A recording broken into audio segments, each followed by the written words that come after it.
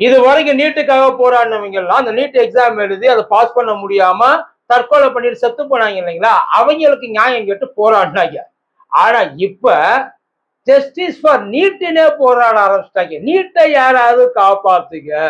ஜென்ரலா எக்ஸாம்னாலே எல்லாருக்குமே கஷ்டம் சார். இப்ப நம்மள எல்லாம் எடுத்துட்டீங்கன்னு, நமக்கு எல்லா எக்ஸாமுமே கஷ்டம். 10வது கஷ்டம், 12வது கஷ்டம், பிஎஸ்சி கஷ்டம், எம்பிஏ கஷ்டம், இவ்வளவு ஏன் இந்த இது குரூப் 4 டிஎன்எஸ்பிசி இருக்கிறதுலே எனக்கெல்லாம் ரொம்ப டஃபஸ்ட் எக்ஸாமே அதுதான். ஜென்ரலா எக்ஸாம்லாம் கஷ்டம். எல்லாம் நீட் எக்ஸாம் தான் வந்து இந்தியாவிலே மிகப்பெரிய ரொம்ப டஃபஸ்ட் எக்ஸாம் அப்படின்ற மாதிரி சொல்றாங்க. One of the toughest exam வேணா சொல்லிக்கலாமே தவிர டஃபஸ்ட் எக்ஸாம் அப்படின்றதுலாம் கிடையாது. எல்லா எக்ஸாமும் உண்டு. ஒன்றும் இல்லை, ஜேஇ போங்க, இந்த என்டிஏ கண்டக்ட் பண்ற அத்தனை டெஸ்ட்டுமே தேவையில்லாத அணிதான். இதை விட எனக்கு தெரிஞ்சு இது வரைக்கும் என்னோட நாலேஜ் கெட்டின வரைக்கும் ரொம்ப பயங்கரமான ஒரு டெஸ்ட் அப்படின்னா சிஏ படிக்கிறாங்க இல்ல, 7 எக்ஸாம் எழுதணும், 7 ரவுண்டு எழுதணும். ஒரு ரவுண்டு இல்லை, 7 ரவுண்டு எழுதணும்.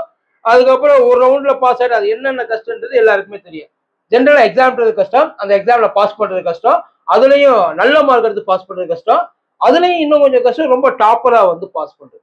இப்ப அந்த நீட் எக்ஸாம் கிடையாது கிடையாது கிடையாது அப்படின்னு சொல்லி நம்மளை ஏமாத்திட்டு எல்லாரும் இருந்தாங்க. நாங்க கவலைப்படாதீங்க, உங்களுக்கு நாங்க வழக்கு வாங்கி தந்துருவோம். இப்ப நாம என்ன பண்ணிட்டோம், நீங்க வழக்கம் வாங்கி தர வேண்டாம், என்னையும் வாங்கி தர வேண்டாம், நாங்களே பத்த வச்சுக்கிறோம் சொல்லி நம்ம அந்த நீட் எக்ஸாமுக்கு அடாப்ட் ஆகிட்டோம். நம்ம அடாப்ட் ஆகிட்டோம், அதான் உண்மையும் கூட.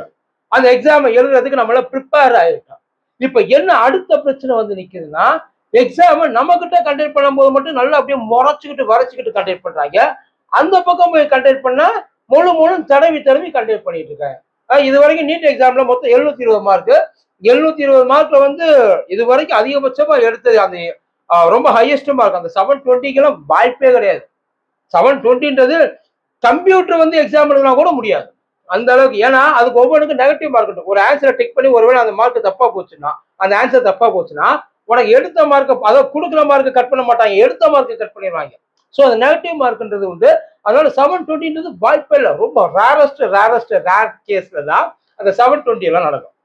இது வரைக்கும் ஒரு 2 பேர் அச்சீவ் பண்ணிருக்காங்க. திருத்திருப்புல பார்த்தோம் இந்த தடவை 720 அப்படின்றது எது ஒரு 70 பேர்ட்ட வாங்கி வச்சிருந்திருக்காங்களா?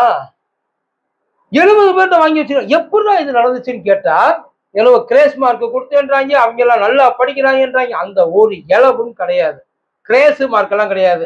கேண்டிடேட்ஸ் எல்லாம் காசு கொடுத்து பண்ணியிருக்காங்கன்னு இன்னொரு பக்கம் சொல்றாங்க. சில பேர் என்ன சொல்றாங்க, அந்த கோச்சிங் சென்டர்ஸ்லாம் வந்து அவங்களோட அந்த பேட்டர்னை கிராக் பண்ணிட்டாங்க, என்டிஓட பேட்டர்னை. இப்ப நீட் எக்ஸாம் வேணுமான்னு கேட்டா தாராளமா வச்சுக்கலாம். ஏன் வேண்டாம், தாராளமா இருக்கட்டும். ஏன் நல்ல ஃபில்டர் பண்ணி நல்ல ஆளுங்களை இருக்கட்டும். ஆனா அந்த நீட் எக்ஸாம் பிரச்சனையே என்னன்னா, எல்லாருக்கும் ஒரே மாதிரி இருக்கா? நான் படிச்ச பாடத்திலிருந்து எனக்கு கேள்வி கேட்டீங்கன்னா எனக்கு நீ சொல்றது சரி, அதுல நான் எழுதாம போறது ஏன் தப்பு? ஏன்னா 10வது முழுக்க பாஸ் ஆகி அத்தனை பேரும் படிச்சு பாஸ் ஆகுறது இல்லையா, ஃபெயில் ஆகிறவங்க இருக்கத்தானே செய்றாங்க.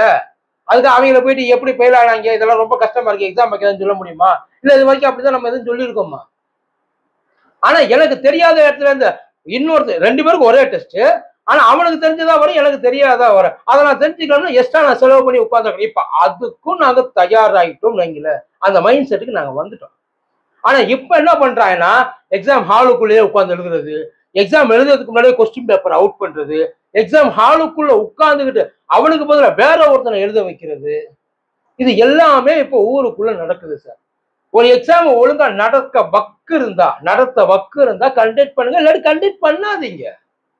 யாரும் உங்களை உட்காந்து அந்த என்டிஏ கையில இருந்து புடுங்கிருங்கன்ற. நீட் நடத்தவனான்னு சொல்லல, நீட் நடத்துறவன் எல்லாருக்கும் சேர்த்து நடத்தணும், எல்லாருக்கும் ஒரே மாதிரியா இருக்கணும். வடக்குல நடத்துறப்ப மட்டும் நல்லா வக்கனையே எல்லாரையும் வாங்கி கொடுத்துடுறிய, அள்ளி அனுப்பிச்சிடுறிய.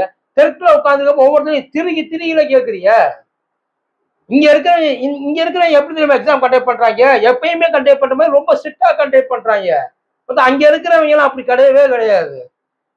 ஒரு இலவும் தெரியாதவன் நல்ல பாஸ் ஆகி உள்ளுக்குள்ள உட்காந்து. இப்ப நீட்ல உள்ள பெரிய அட்வான்டேஜ், படிக்கணும்னு ஆசைப்படுறவன் ஒழுங்கா அதை படிச்சு எலிஜிபிள் ஆகி அதுக்கப்புறம் போயிடான். அந்த மார்க் ஒரு தடையா இருந்துச்சு பாத்தீங்களா, அந்த தடையை உடைச்சிடறாங்க. ஆனா உண்மையிலேயே படிக்கணும்னு நினைச்சு விழுந்து படிச்சு இங்க மார்க் எடுக்கிறான் பாத்தியா, கையில காசு இல்லாம வேற எங்கேயும் அவன் தடுமாறுறான். அப்படி தடுமாறுற பட்சத்துல கூட பரவாயில்ல சார், அதை கூட நாங்க ஒத்துக்கிறோம். ரைட், அவன் கையில காசு இல்ல, அவன் தலை எழுத்ததான். தகுதியே இல்லாதவங்க உள்ள வரும்போதுதானே திடுக்குன்னு டாக்டர் இவங்க எல்லாம். நான் எப்படி இவங்க எல்லாம் டாக்டர்? இவங்கள ஒண்ணுமே இல்லாம இப்ப இங்க என்ட்ரன்ஸ்ல பாஸ் கொடுத்தவே உள்ள காசு கொடுத்து பாஸ் பண்ண மாட்டான்றது என்ன நினைச்சு அவனை அங்கீகாரம் டாக்டர் சர்டிபிகேட் கொடுத்து போலியோன்னு கூட நீ சொல்ல முடியாது. என்னென்ன பண்ண காத்திருக்காங்க. ஸோ இதெல்லாம் தான் நடக்குது.